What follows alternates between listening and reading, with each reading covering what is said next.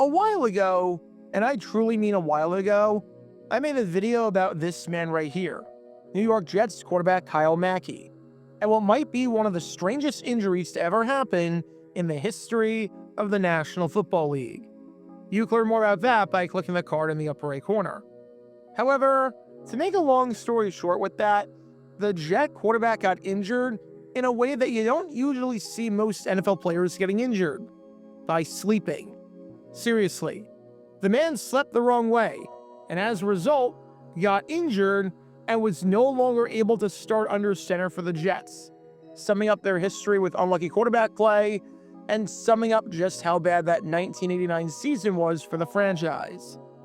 When you think of how guys get injured in football, it's a pretty violent sport, and you expect the injury to be something in the course of football-related activities, like getting hit the wrong way, or making a cut the wrong way, or getting rolled into by another defender, or something along those lines. You don't expect it to be when you're literally asleep during the one time a day that, for all intents and purposes, you're not moving and you're not doing anything. However, I bring that Kyle Mackey injury up because that's not even the first time in NFL history that someone got injured while sleeping. If I had a nickel for every time I did a video on a player getting injured in their sleep, I'd have 2 nickels, which isn't a lot, but it's weird that it's happened twice. This player that you're watching right now is a running back by the name of Billy Harris. All in all, the Colorado running back had a rather uneventful career. After getting drafted by the Atlanta Falcons in the 13th round of the 1960 NFL Draft, he played 1 season with them before getting traded to the Minnesota Vikings, which is where the incident in our story takes place.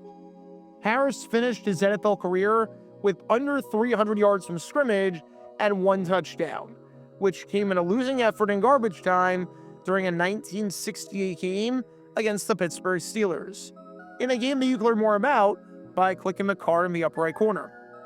And while he was one of just 7 players of the 26 taken in the 13th round that season to actually play a game in the NFL, and one of just 4 to play at least 3 seasons, that's not to say that he did a ton. However, he might have potentially been able to do a little bit more had it not been for one of the strangest injuries of all time that you've never heard of before, yet more than half a century later, deserves a deep dive for just how bizarre it was. Because this is the story behind Billy Harris, the former Falcon running back turned Viking, and what has to be one of the strangest injuries of all time, with the man getting injured in his sleep. Make sure you hit that like button down below, subscribe, and turn on the notification bell so you don't miss a single video that we post on the channel. We post every single day on here about the weird and the wacky history of the NFL, with stories like this one that you probably never heard of before. So if you like that sort of stuff, then this is the place for you, and I would love for you to join this community. Thanks in advance for liking and subscribing, and with that in mind, let's talk about Billy Harris and the infamous slumber in St. Louis. Before I talk about the actual incident in question, and just how insane itself the injury was, we need some context to understand the game that this was taking place during, as in, the game that Harris might have been able to play in and contribute in had it not been for what took place the night before. It's October 19th, 1969. It's week 5 of the NFL season, and we find ourselves at Busch Stadium in St. Louis for this critical battle between the Minnesota Vikings and the St. Louis Cardinals. To say that this is a massive game for both of these teams would be putting it lightly. Remember that back in 1969, there were no wild cards. You had to win your division to make the playoffs. Second place was the same as last place. It was all or nothing. For the Vikings, after an opening day loss to the New York Giants, they rattled off 3 straight wins to find themselves at 3-1. However, the Green Bay Packers were also tied atop the Central Division with an identical 3-1 record. So the Vikings had to win this game to keep pace atop the division. As for the Cardinals, they didn't have a ton of margin for error, as despite starting 2-2, the Cleveland Browns and New York Giants were both tied atop the Century Division with identical 3-1 records. Lose this game, and there's a chance that you drop multiple games behind the division lead and face a significant uphill climb to make it to the playoffs for the first time since moving to St. Louis. Safe to say, there was a lot on the line here on both sides. And as you can probably tell from these highlights of the game, the Vikings were able to take care of business, as they ended up taking it by a final score of 27-10. It was yet another dominant outing for Minnesota's defense, as the vaunted Purple People Eaters made life a living nightmare for the Cardinals on the opposite side of the ball. St. Louis finished the game with just 7 first downs and 169 yards of offense, with the Cardinals averaging just 3 yards a carry and having no plays of 20 yards or more. St. Louis quarterback Charlie Johnson did absolutely nothing back there, as the veteran signal caller went just 12 for 28, completing 42% of his passes with 90 net passing yards, no touchdowns, 1 interception, and a passer rating of 37.2, which is worse than if he did nothing but spiked the ball into the ground on every single play. Combine that with a solid day by Viking quarterback Joe Kapp, who, despite throwing a pick-6, had 3 touchdown passes, and this game was complete and utter domination by the Vikings, especially in the second half when the Cardinals scored no points. While the Cardinals dropped to 2-3 and faced the climb of all climbs to try and take back the Century Division, the Vikings improved to 4-1, stayed atop the Central Division, and would not lose another game until the final week of the season, when they had nothing whatsoever to play for. If you wanted to know what a typical Viking game in 1969 looked like, as in a dominant defensive outing with Joe Kapp slinging the ball around the field, throwing touchdown passes, and looking like the MVP of the league, this game against the Cardinals was the game for you. However, during these highlights of the game, while you might be seeing a lot of players on the Vikings doing things and being on the field and contributing in a positive manner, there's one player that you're not seeing. That player is Billy Harris. You're not seeing a number 35 jersey on the field in St. Louis, and that's because, well, he didn't play this game. Harris didn't exactly get a ton of carries for the Vikings in 1969. There's a reason that I can't find any footage of him in Minnesota whatsoever. And if you did see him on the field, it was either on offense in complete mop-up duty with the Vikings up by a gazillion points, or it was on special teams, where he was either returning kicks or on the coverage team trying to tackle opposing players. But for this game, Harris was not there. The Vikings won by 17 points without the services of the 23-year-old man that they traded a draft pick for just 1 month before the season started. Which raises the obvious question: why was he not on the field during this one?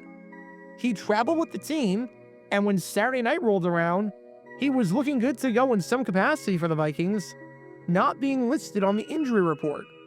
So what changed? Well, we're going to do a mini science lesson to explain what went wrong.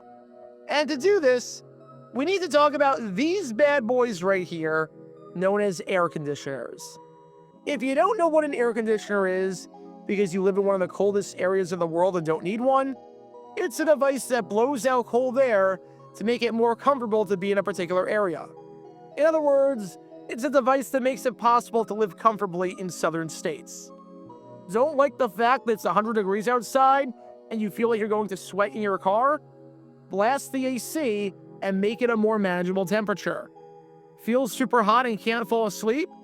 Turn the temperature down, blast the air conditioning unit, and enjoy your slumber. Odds are you've used AC at some point in your life, and you might even be watching this video right now with the air conditioning unit on. Air conditioning really is one of the greatest inventions of all time, as certain cities would not be livable without it, certain occupations would not be possible without it, and certain lifestyles would not be possible without it. I don't need to rave about how great AC is. No way am I living in Phoenix without air conditioning existing. However, like everything in life, there are downsides if you don't know how to use it. On one hand, sleeping with the air conditioner on can be great and even necessary depending on where you are in the world. On the other hand, if you sleep too close to the AC, that's where the trouble can come. An air conditioner blows cold air, And if you are sleeping and making direct contact with the cold air, you can get really stiff. Now, this isn't to scare anyone watching this video into never sleeping with an AC on, because I sleep with the AC on just about every single night, living in the middle of the desert. But if your air conditioning unit is literally right next to where you sleep, and you are feeling the air blow directly on you, that's an issue, because you'll get incredibly stiff. Cold temperatures cause muscles to tighten up and contract, and this is one of those things that even if you don't know why that's the case, or you don't know this exact terminology, you know it instinctively. You know that your body feels a lot different when you're cold versus when you're not. And you know that your body is way more stiff when you're cold versus when you're not. It's a lot harder to move in colder temperatures. And this was a problem for Vikings running back Billy Harris. Hence why none of the highlights of the game featured him whatsoever, and why he didn't play.